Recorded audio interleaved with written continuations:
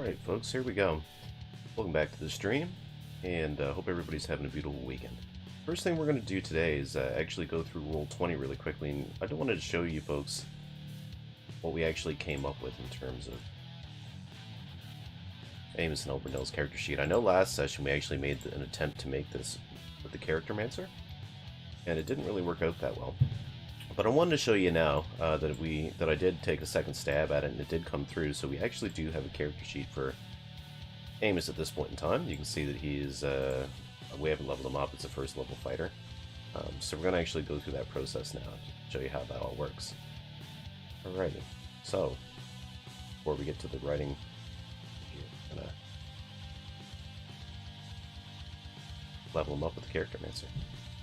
So this is sort of a tool that they provide with Roll20. Roll20, if you're not familiar, again, if somebody's new to the stream and isn't familiar, Roll20 is what they call virtual tabletop. It means that you can sign up for free, play on Roll20.net. They have plugins for Dungeons and Dragons, like a bunch of other game systems, but basically you can log in with all your players and the GM and keeps all your stuff together all in order. Alrighty. We're going to make him a Fighter 1+1, level 2. And we don't get to pick a subclass or anything, we're just going to go next. At level 2, Amos gets Action Surge. It's a pretty cool ability. It means he can actually go twice in one turn. That only happens once per rest, so that's going to make a huge difference, where, of course, we've been having some relatively poor luck sometimes in combat with Amos, and Elbrindel's really been the star of the show thus far during what we'll call this campaign. So maybe that Action Surge will help balance things out a little bit better. And that's pretty much it. So you can see that his hit points went up substantially to 20, a full 8. So he took I guess he got a good good score there. 6 plus 2 Constitution bonus, because when you go up a level, you take your roll plus your con bonus there. Oh man, Character Mancer, killing it. Absolutely killing it. It's Action Surge, he's got second one. All these cool little tricks of the trade that we can play with using for him. So, it's fantastic. Yeah, I just wanted to go there really quickly and show you guys how that all works. And we'll go through Elbrindel next time, but I didn't want to spend too much time on the back end. But as you can see here in the sheet, you have all their scores on the left here. You can do a little bit of dice rolling. So if I wanted to attack with his longbow, just click it. And you can see over here, produce 2 rolls, depending on whether he has advantage or disadvantage, or not at all. First roll, second roll, and there's his longbow. So pretty cool, pretty cool. Anyways, if you're not familiar, that's how it all works. Alrighty, so to recap, basically what happened here is, and again, let me know in the stream if there's any volume issues or anything like that, folks. So what happened here last session is we had, they set up a tripwire, like at the opening of this mysterious cave that Elbrindel had mentioned to Amos during the previous session. They spied a group of goblins outside of a single goblin scout outside. And let's just go and show you where that happened. Right here. So, once they were within 30 feet of the cave mouth, a craggy outcropping providing shade to those who stood within, it was Elbrindel's turn to reach one hand back to halt her companion. Pointing, she indicated a squat green-skinned form hunched in the shade provided by the craggy outcropping goblins Elbrindel was. So, what happens then? They take a couple of shots at the goblin.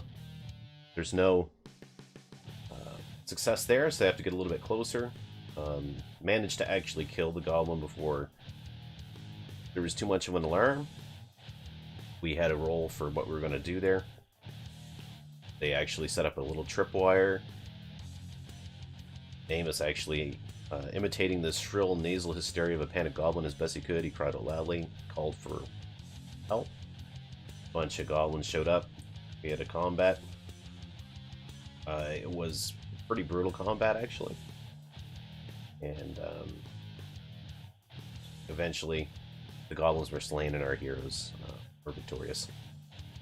So then they found nothing really but 3 copper coins on the bodies. Of course, part of D&D every single time, and part of fantasy storytelling, perhaps, whether it's a consequence or whether it just is a cohort, is that, you know, you always have to check the bodies to see if there's any good loot. There is nothing but a trio of copper coins in this case. They decided to descend to the cave, and we describe it very quickly. So we had 3 options in the array here. It was really cool, so I'm just going to go ahead and read that, and then we'll get back into the groove of writing. Finally, entering the cave, stepping gingerly over the trap they'd set, Amos and Elbrindel surveyed their surroundings. Dark rock walls flanked them on either side, and a soft, sandy floor supported their feet, though the dampness in the air made for slippery and inconsistent footing. At intervals, creeping out of long, irregular cracks in the cave wall, small and glowing mushroom caps slipped away. Their pitiful light was not enough to dispel the growing darkness. Amos was reminded of his lack of dark vision, shooting an envious glance at Elbrindel. That's a racial thing, just being human. Lacks dark vision, and Elbrindel being an elf. There's no problem with this. And he stopped her with a hand motion. Approaching low, Amos scooped up a handful of fungi, the blue-green luminescence of the mushroom caps giving off a persistent glow.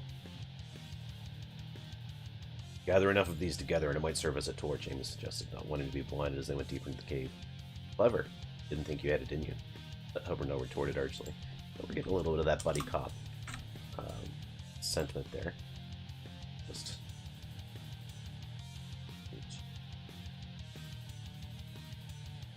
Everything's in order, so we'll continue from there. Yep, so he's just gonna clutch them, I think, in his hand.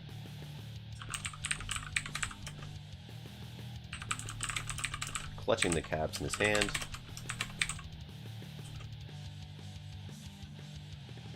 Amos continued alongside his companion down into the cave.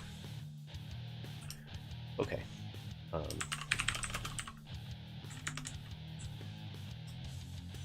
He noticed that as they plunged deeper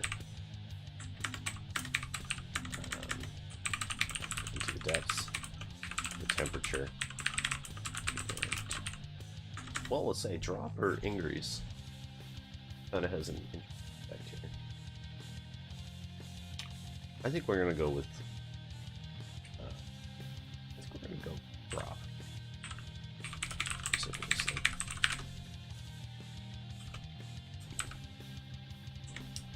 The skin on his forearm began to tingle. Beginnings of goose-flesh. Goosebumps.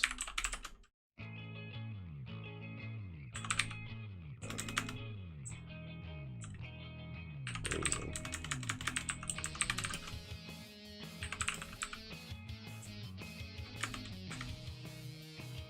Skin of his forearm began to tingle. The beginning was goosebumps. Okay. Finding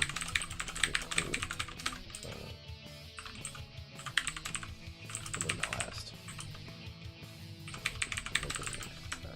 We'll just leave it there. Yeah. Seems strange.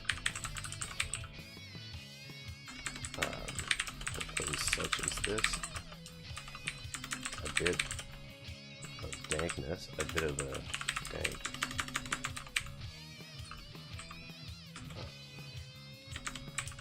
Feeling is one thing.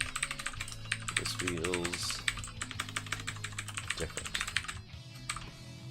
Okay, so this is part of it too. Now we have to remember that, like, the thing that we actually discussed about what's in the cave earlier was one of the questions that we had up in the array. Tribe of goblins that worship a crystal skull and bring it sacrifices for those shipwrecked on the island. That's pretty cool, and of course that doesn't have to be the only thing here, but this could be magically induced, and I think I'm going to do a quick check here for Elbrindel to see how she might do in terms of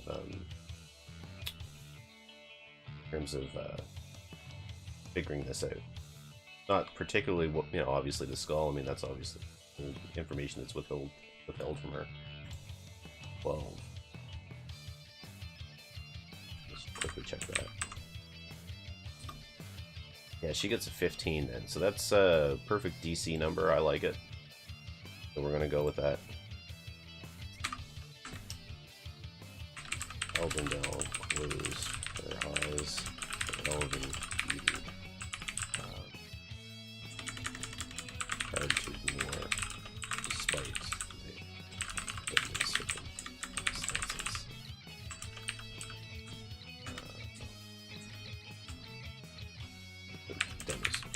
Dangerous, not deadly. Despite the danger. After moments meditation, he nodded.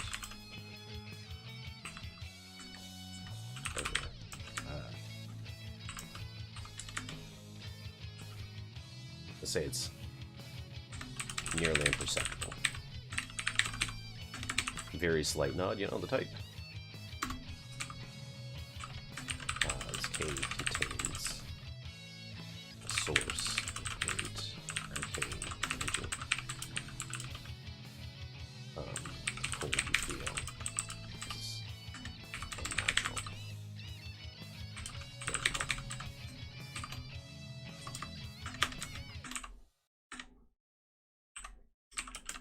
She said.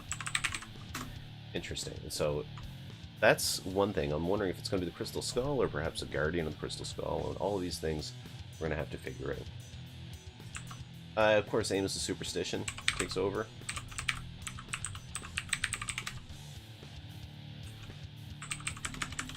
Spurred him. You know, spurred him forward. Twinge in his gut. Twinge in his gut. Also beginning to pain him. Also pain him. The wound, I think he did suffer a wound to the thigh, and we'll quickly... Yep. And didn't really do much about that, actually. Well, actually, we will... Yeah, we'll talk about that now. Wound to his thigh had started to close, but it still ran down his leg.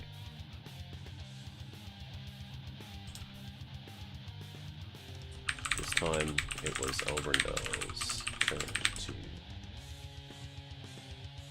halt,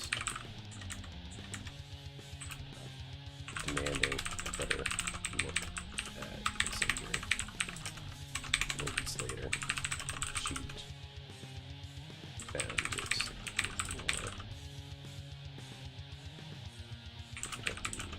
with another poultice.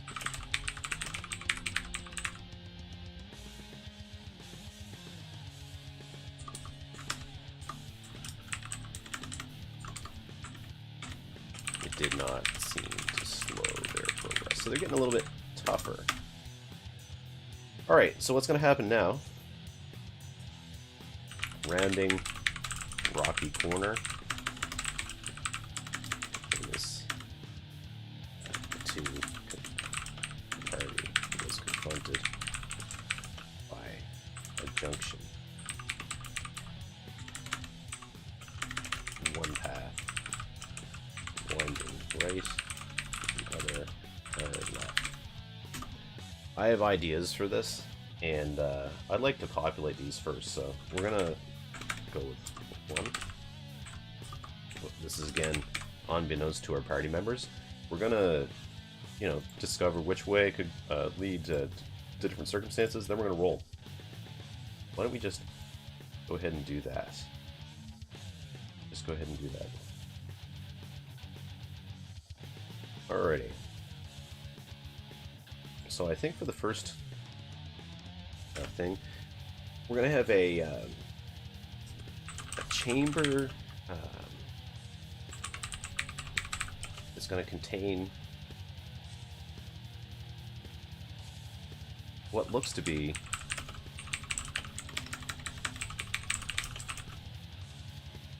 a kennel. So, dogs, supplies. Actually, no, it's too quiet for that. That's an interesting concept. Chamber containing.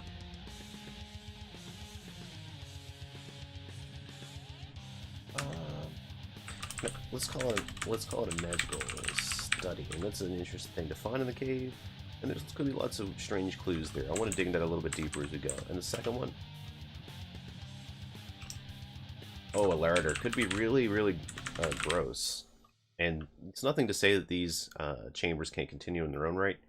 I don't want to get too labyrinthine here and go like, you know, with 10 different paths and branch.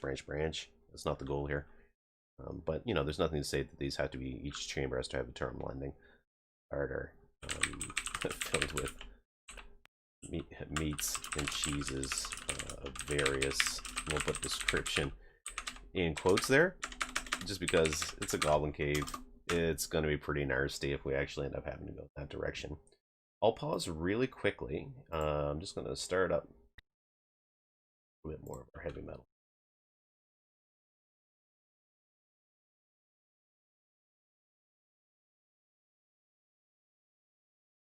Yeah, we're just going to load that up. One sec here.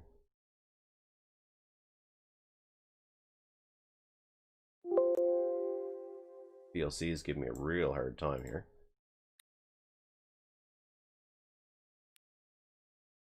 I'm going to hammer that back in. But yeah, long story short, I'm just going to pause for a second, let you guys come up with something if you can. Like I said, I'm totally open to any ideas you have. That's the whole point of this, is to write around inconsistency and strangeness. Get this the tunes back up and running here. Yeah, I think that should be good to go. Sorry for the interruption. In any case, we will continue. I'm just going to do a quick roll there. See how this pans out. 2d1, of course, strange as always. The 2, so it's a larder. Ah, this could get interesting. We said that wound right and the other was a hard left, so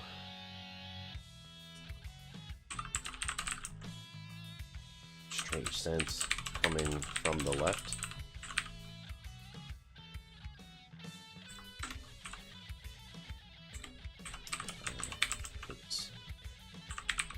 Crinkled his nose.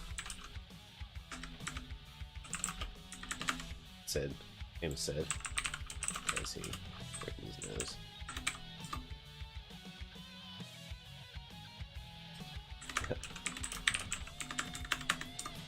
Not a pleasant one. Elbrindel. Very lifting her longbow and leading the way.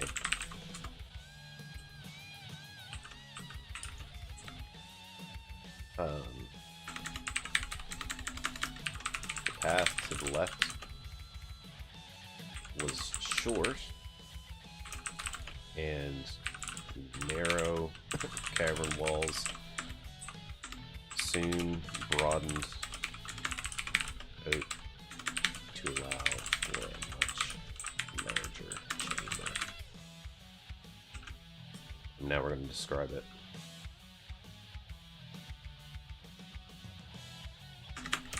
What appeared to be a larder or kitchen both. And now we describe it. Okay, so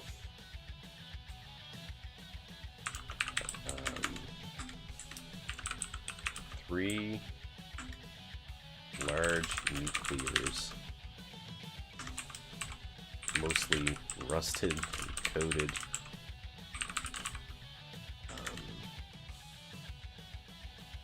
Bits of bone and rotten meats, flesh were piled up atop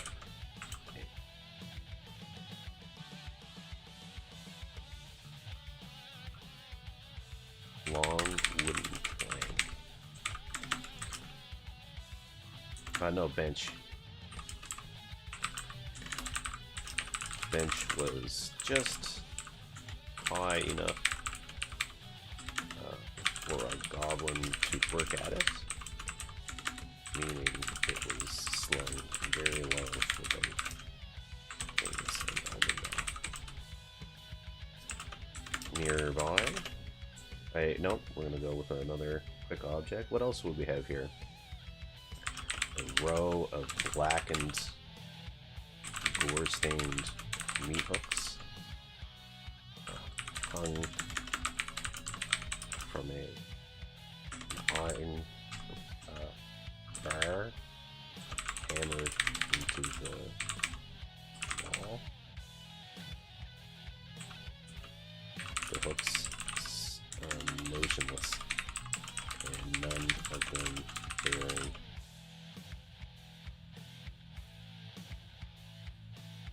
load. None of them occupied. Pretty cool. We're getting pretty grisly here. I feel like I'm writing a Saw movie. Saw meets a fantasy movie or something like that. It's pretty cool. Okay. What else do we have in the room here? So it's a meat hook. We got cleavers. Let's talk about the fruits and vegetables.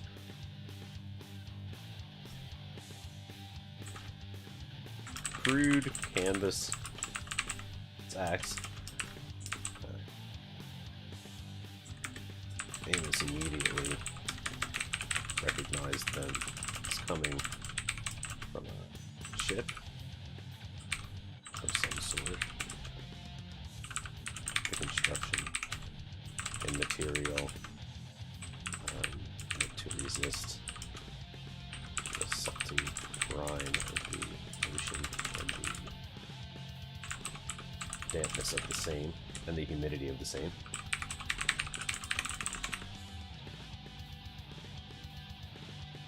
The construction and thin material, say thin.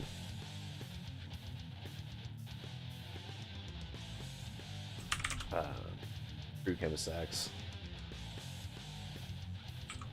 lay crumpled in various places on the floor. They were torn apart. Their contents largely having been looted. Some leftover fruit. An overripe.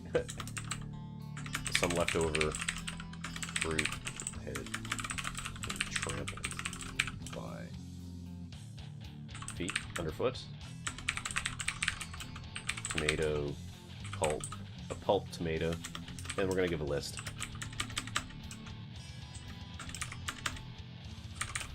Pulped tomato. What else?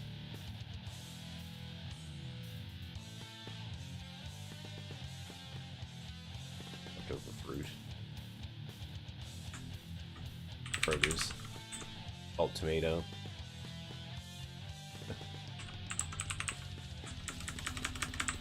Carrot ground into the cracks between the stone.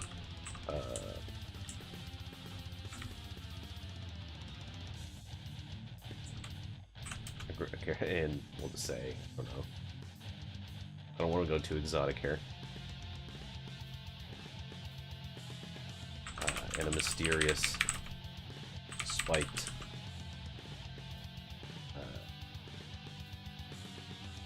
mysterious spiny example which had been left unmolested. Nobody likes pineapple, not even in the fantasy world. And so the next question is there anybody still actually hanging out in this chamber? And what we're going to do is actually do a quick roll for that. I don't think the odds are going to be very good. There's nothing really of value here. We got the cleavers, we got the hooks, we got it's already been looted and torn apart, ransacked. So I'm just going to set it at maybe a 15%. And we're going to roll a d100 and anything under 15 That's it. 16, just above. So nothing in the room in terms of a combat encounter or anything like that. Very interesting to see. We'll continue on from there. Alrighty. See anything? Oh, well, and the smell's got to intensify too. Did I say just vegetables up there? Oh, we said cheese too. Instead of produce, I'm going to say leftover supplies. Instead of a carrot, I'm going to say a wheel cheese. Well, not even that. A hunk of cheese. A hunk of moldy cheese. Mysterious spiny fruit. I'll take that pineapple. Alright.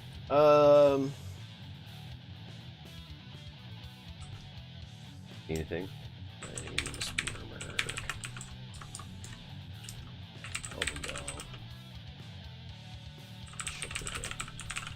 She's scanned through.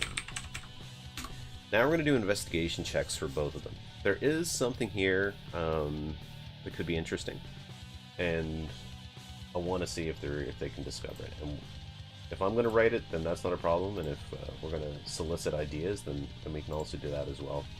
But we're going to do some investigation checks. So we're going to do Amos. At a 19 is very good. We're going to do Elbrindel. 10. So I think we're going to have Amos find something on the way out. So moving through storage chamber, noting that no light other than that cast by his improvised mushroom fungal torch, improvised torch, had been seen since descending, entering with increasing alarm. Maybe spied something out of the corner of his eye. Okay, so 1, 2, 3, 4. This is a cool time to set up an array here, I think. We have an opportunity to do some really interesting stuff. Explore that. Alright, so a cool cutlass, notched slightly near hilt, almost hidden behind a broken barrel in the corner. That's number 1. Number 2.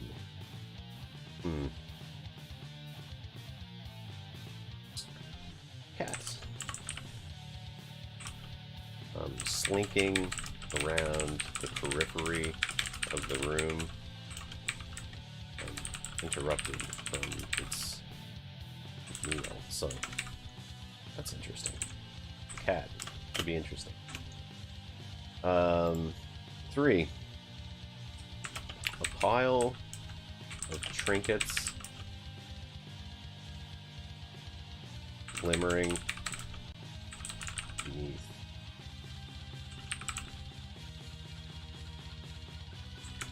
the remains of a canvas bag.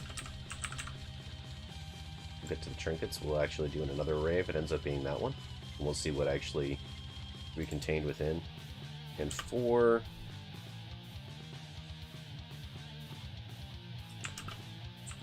Small cloth bag tied with elaborate a small velvet bag, velvet tied with elaborate silver string, and one don't have a location, so I guess we'll wait and see. what happens if we roll 4. I'm going to have to do a little bit more improv on that description. Alright. Everybody's ready? Without further ado, we will proceed. 1d4. 2 it is. So 2, I believe. Yep, cat time. Very interesting.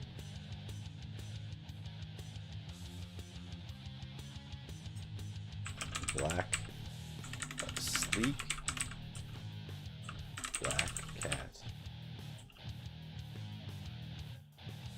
Stalked the periphery of the room. Rail thin body. Hunkered low. As it crept along. Hunkered low. Yeah, that's it. It crept along.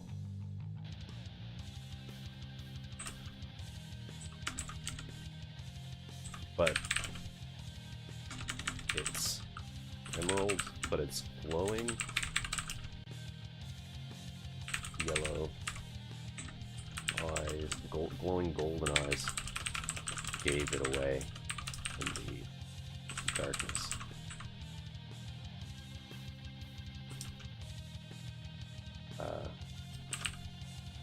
It locked gazes with Amos, both creatures realizing that they had been spotted.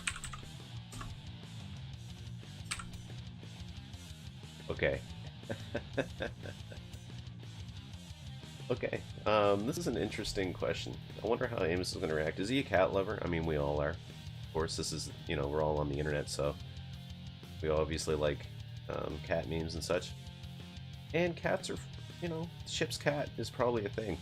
Maybe this, you know, that'd actually be interesting. I think we're going to go in that direction, yeah.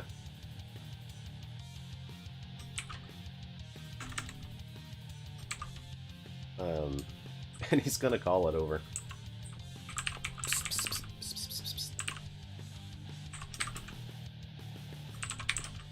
This, Amos whispered, trying to call the emaciated feline closer. The Elbrindel didn't originally see this, but she is going to now. Elbrindel following Amos's stare also glimpsed the cat. And she's gonna remember the cat. That's gonna be the ship's cat. A look of surprise. Then recognition. Across her face.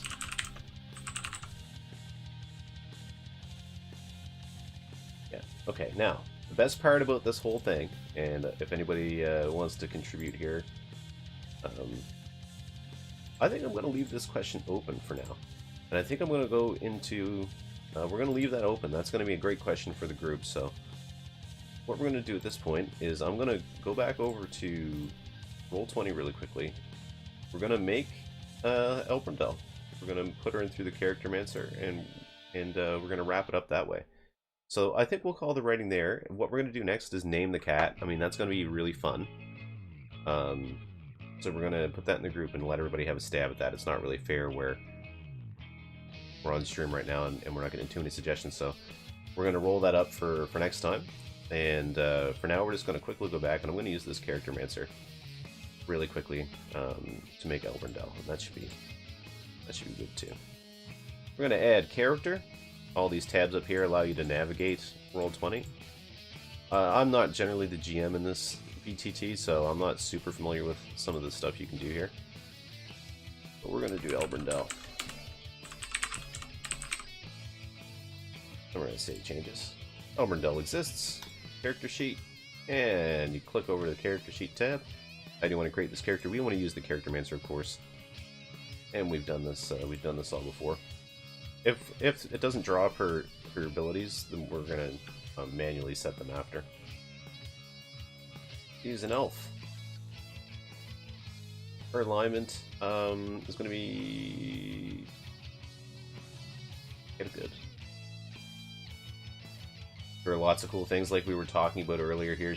Elves do get dark vision, so superior vision in dark and dim. They can see in dim light within 60 feet as if it were bright light, and in darkness as if it were dim light. Very cool. We're just going to make her a high elf. It's fine.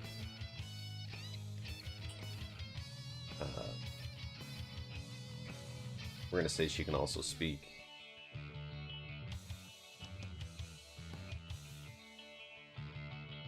Sylvan, which is like, a little bit of Fae. She is a rogue, as we discussed.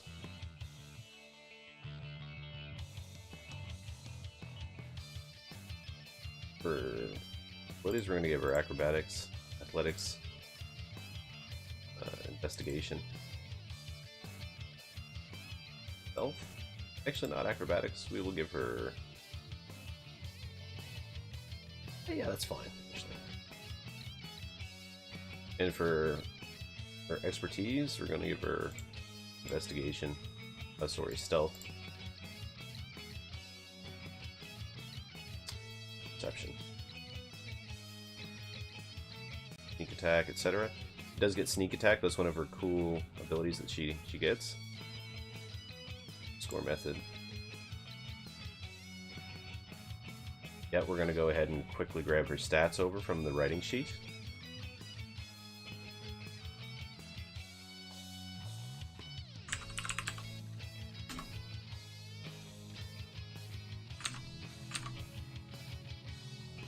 She had such a low strength, I completely forgot about that.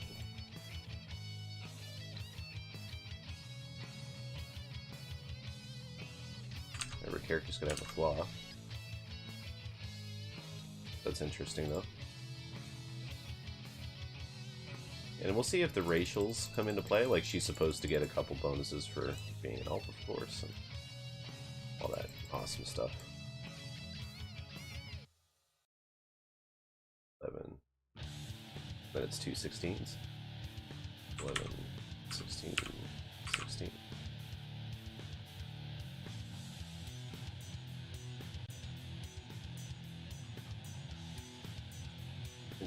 So it did factor that in.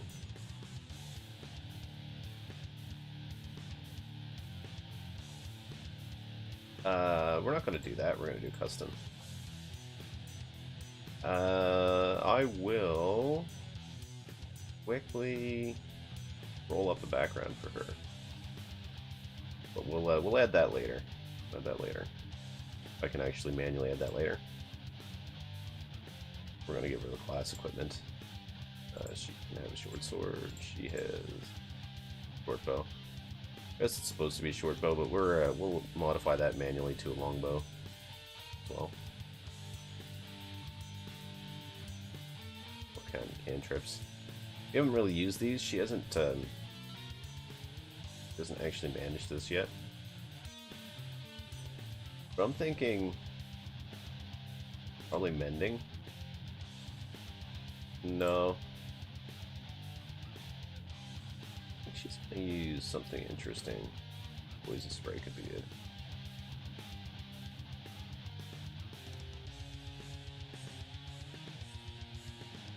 Interesting. Yeah, okay, well, talk a little bit.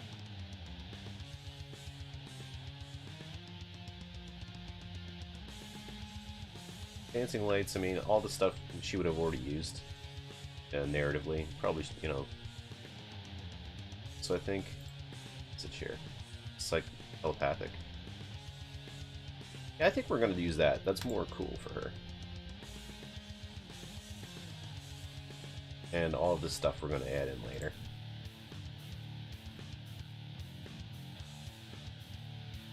No background necessary, so it should actually build your character up here.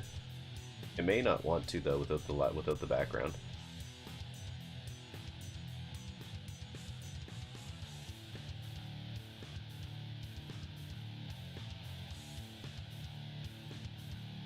Yeah. We're gonna have to actually put the background. 5e. We're going to quickly choose that and we'll call it a day. So what are we going to choose for her? Come on, like, just Acolyte? SRD. Hilarious. There are about 1 million. All types of backgrounds. Alright, so what do we got here? Anthropologist, archaeologist, adopted, blacklist, double agent, charlatan, city watch, criminal. I think we'll pick something interesting though, like it's not as common.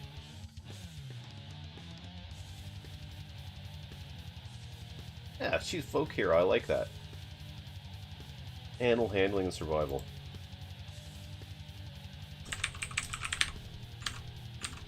Like that. Because, I mean, this is what it's all about, creating a heroic character. Artisans, tools, vehicles. Animal handling, and that's... languages. She gets none. Animal handling and survival is what she gets. It's animal handling. Survival, makes sense.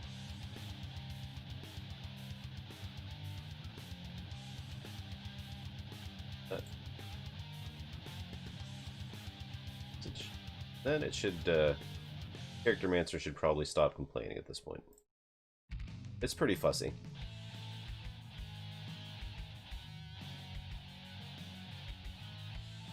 Yeah, look at that red bar go. And it looks pretty good to me. So she's got auto gear. We're going to work on this a little bit. It's not perfect. There's a lot of like bio information where it's height, weight, eye color, all this stuff that we'll get to. But I just wanted to run you through that. And of course she's level 1, but she's really level 2. So we're going to quickly do that before we sign off. Go in there again. Level 2, we're going to take the average. And she's not going to multi-class. She gets cunning action at level 2, which means you can take a bonus action in each return, so but only in terms of dash, disengage, or hide. But still pretty good for her.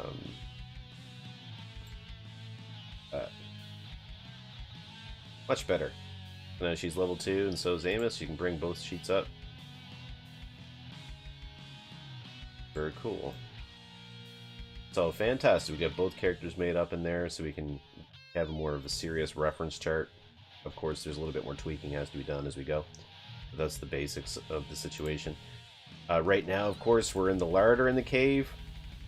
There was no combat this round, but they did encounter a cat. And at this point in time, we're going to pause and actually let the group come up with a name for the cat, and then they're going to plunge further into the depths. But this next episode might be all about the cat. Hope everybody had a good time, and again, I hope you all had a great weekend. We'll see you guys next weekend for a little bit more. Typically, these are always going to be on Saturday or Sunday at around 12 or 1 o'clock Newfoundland time. And also keep an eye out for my gaming streams. I'm going to be doing a little bit of impromptu NES or Nintendo game streams as well, just for fun. Again, nothing serious. The whole point of these things is to get out there and have some fun and share some good times with all of you. So hope everybody is doing well. And once again, if you have any ideas or anywhere you want to see the story go, don't hesitate to reach out in the group or send me a message or anything like that. Make sure to invite your friends. Make sure to subscribe if you haven't already. And have a good one, folks.